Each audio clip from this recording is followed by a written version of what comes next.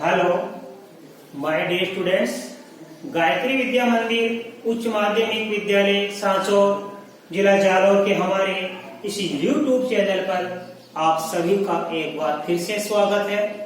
प्रिय विद्यार्थियों, मैं अनिल कुमार सोनी, कक्षा 6, विषय गणित, अध्याय 7 भिन्न, प्रश्न 7.3 का सवाल नंबर 8 और 9 आपको हल कराऊंगा।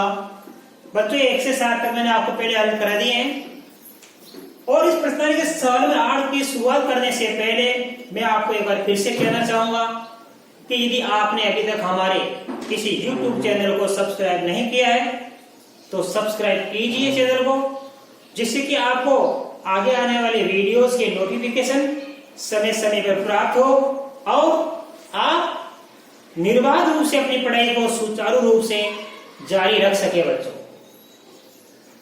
तो बच्चों हम आज प्रश्न 7.3 के क्वेश्चन नंबर 8 से शुरुआत कर रहे हैं। देखो अपनी पुस्तक में लिखा हुआ है, रमेश के पास 20 पेंसिल थी, शीलू के पास 50 पेंसिल और जमाल के पास 80 पेंसिल थी। तो यहाँ पे देखो बच्चों 3 विद्यार्थी है, रमेश, शीलू और जमाल। रमेश के पास 20 पेंसिल, शीलू के पास 50 पेंसिल और जमाल के पास 80 पेंसिल थी। तो आप तीनों का नाम लिखेंगे, रमेश, शीलू और जमाल। देखो बच्चों को लिख रहा हूं, रमेश के पास कुल पेंसिल कितनी है? 20 और शीलू के पास 50। शीलू के पास कुल पेंसिल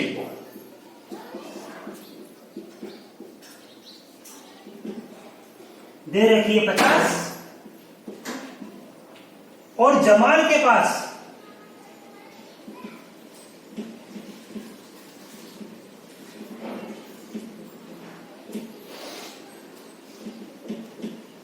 कुल पेंसिल दे रखी इसमें 80।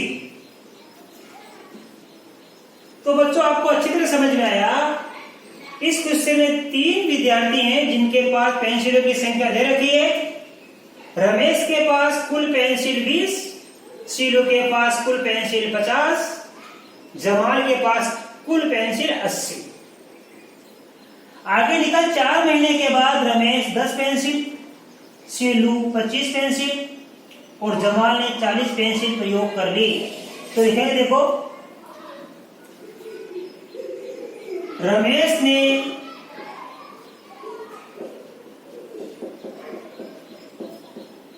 पेंसिल प्रयोग की, यानी खर्च कर दी। वो कितनी कर दी? 20 में से 10। शीलू ने पेंसिल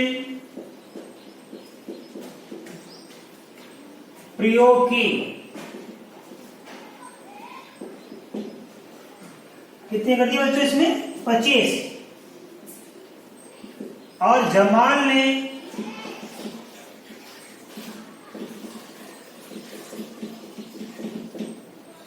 पेंसिल प्रयोग की 40। राइट? तीनों की कुल पेंसिलों की संख्या दे रखी है और तीनों की खर्च की गई पेंसिलों की संख्या दे रखी है।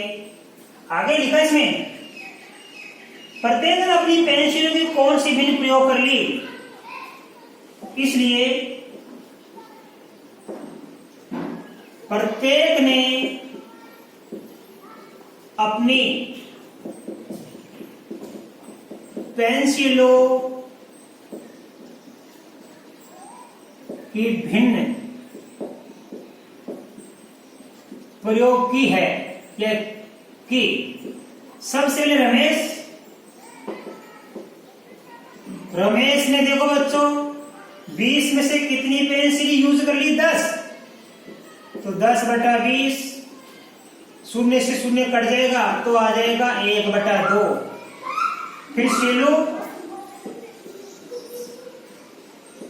सीलू ने कितनी की 50 में से 25/50, 25 एकम 25, 25 दूनी 50, तो ये भी आ गया 1/2।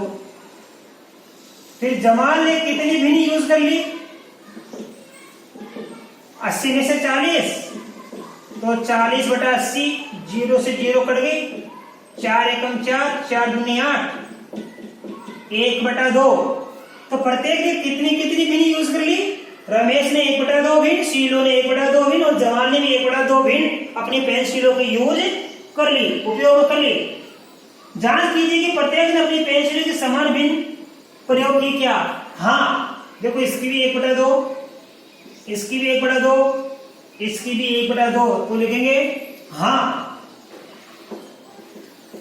प्रत्येक ने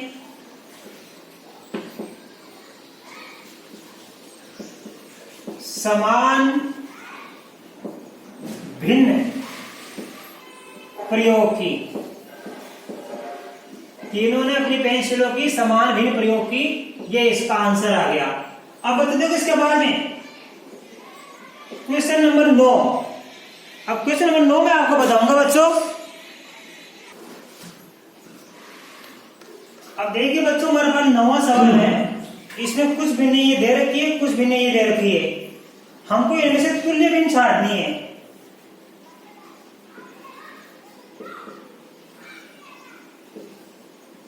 तुल्य भिन्न से मिलान कीजिए। इन भिन्नों में से कौन कौन सी तुल्य भिन्न है यानी समान भिन्न है, ये हमको मिलान करना बच्चों। तो देखो बच्चों, हमारे पास में ये एक में लिखा है 250/400।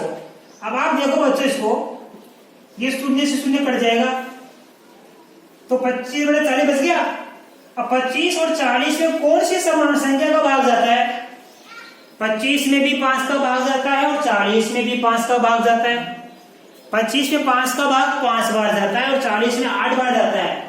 तो ये दोनों संख्या किससे कट गई? 5 से। ये दोनों 5 से कट गई, तो ये आएगा 5/8। अब 5/8 की जगह कहां है? ये रहा। तो देखिए डी का उत्तर कितना? 5/8। इधर एक का उत्तर कितना? 5/8।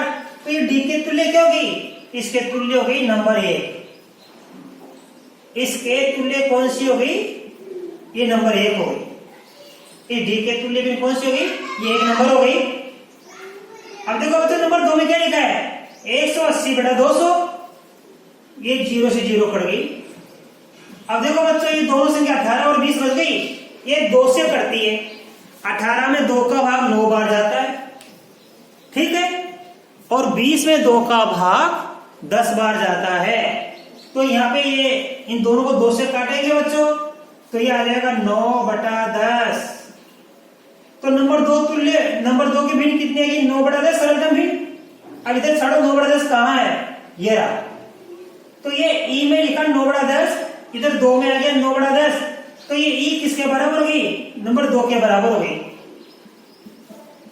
ये 2 के तुल्य भिन्न हो गई। आई समझ में?